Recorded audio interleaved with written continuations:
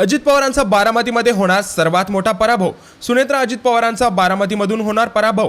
CM Shinde यांनी दिले संकेत. आताची सर्वात मोठी बातमी. माजी मंत्री विजय शिवतारे आणि अजित पवारांचा वाद चांगलाच पेटलाय. शिवतारे यांनी बारामती लोकसभा निवडणूक लढवणार असल्याचा निर्धार केला आहे.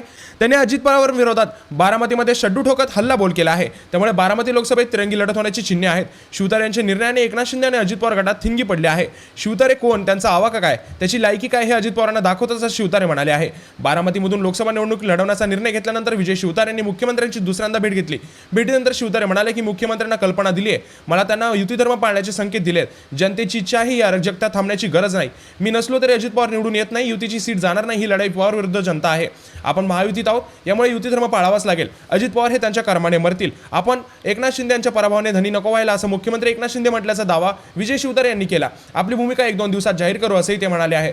सुनेत्रा अजित पवारांचा बारामतीमधून पराभव होणार असल्याचे संकेत मुख्यमंत्री एकनाथ शिंदे यांनी दिल्याचे विजय शिवतारे यांच्या बोलण्यातून स्पष्ट होते.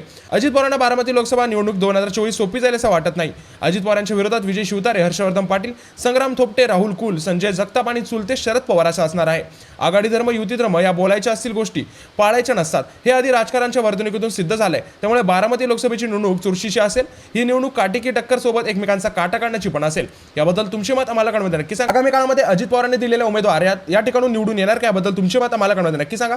बारामती शरद पवारांची की अजित पवारांची, याबद्दल देखील कमेंट करून नक्की सांगा. आणि अशाच व्हिडिओ रोज बघण्यासाठी आपल्या चॅनलला सबस्क्राईब करायला विसरू नका.